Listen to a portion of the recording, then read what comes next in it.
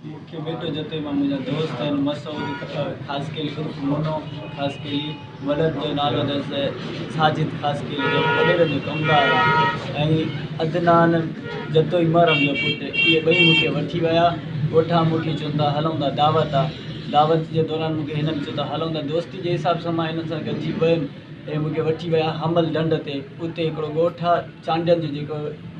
अयाज़ इनक़िलाबी नालो आहे उनजो उन जी माना उतां ते मूंखे वठी आहे उते मूंसां माना नाजाइज़ी कयुनि मूंखे नशो ॾिनो हिननि नशो ॾेई उते माना मूंखे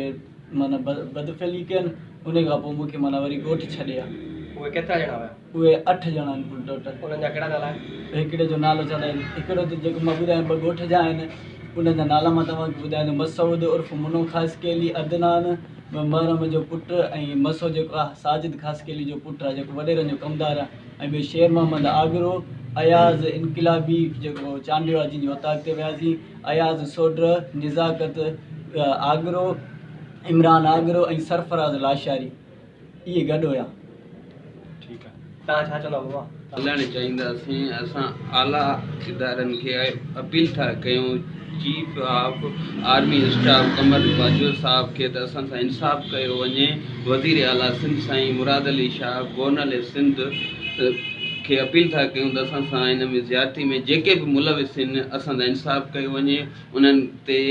FIR कटी वञे उन्हनि खे अंजाम ताईं पहुचायो वञे। वज़ीर आज़म पाकिस्तान खे बि असां अपील था कयूं इल्तिजा था कयूं त असां सां इंसाफ़ कयो वञे असां हर मुमकिन ताईं जेतिरो हद ताईं वञिणो पियो असां वेंदासीं पंहिंजे इंसाफ़ जे लाइ विढ़ंदा रहंदासीं भले असांखे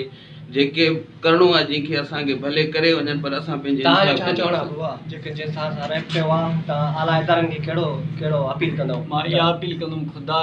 मूंखे इंसाफ़ ॾियारायो वञे। उहो ॾाढा आहिनि उहो पैसे वारा आहिनि उहो पंहिंजो पैसो हलाईंदा असां ग़रीब आहियूं असांखे माना उहो चुप कराइण जी कोशिशि था कनि ख़ुदा असांखे इंसाफ़ करायो। हीउ वाक़ियो कॾहिं पेश आयो आहे? हीउ वाक़ियो जुमे जी शाम ते मूंखे माना जुमे जी शाम ते हितां वठी आया आहिनि उन खां पोइ माना जेकी राति हुई उन राति ते मूंखे हिननि माना नशो ॾिनो आहे सॼी राति माना राति मूंखे नशो हुयो सुबुह जे टाइम ते बि मूंखे नशे जो असरु हुयो पोइ हिननि मूंखे घुमाया उहे वीडिया तव्हां ॾिसी था सघो भले उन में ॾिसो त हे सभई खिलंदा था वधनि मां मायूस छो आहे ऐं मां हिते अची माना छा त नालो मूंखे छॾियो अथनि। फैज़ान जे ॿिए भाउ सां ॻाल्हाइण जी कोशिशि कंदासीं तव्हांजो छा चवणो आहे बाबा साईं? बाबा असांजो चवणु इहो आहे त असांखे इंसाफ़ मिले बाबा असांजो नंढो भाउ आहे असां ग़रीब आहियूं कुझु करे नथा सघूं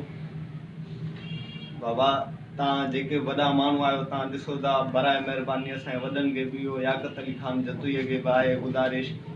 असां हुनजे ॻोठ जा आहियूं असां सां इंसाफ़ कयो वञे मासूम ॿार आहे नंढो आहे हिनखे ॻोठां वठी विया आहिनि मतिलबु 2 ॼणा ॻोठ जा शामिल आहिनि ॿिया हितां जा ई आहिनि दोस्त ई यार अथसि पंहिंजा पर माना ज़्यादती कई वई आहे छोकिरे सां सॼी राति हिनखे नशो ॾिनो अथनि उन खां बाद में राति सॼी हिन सां ज़्यादती कई अथनि। तव्हां कहिड़ी अपील करणु था चाहियो आला इदारनि खे? जी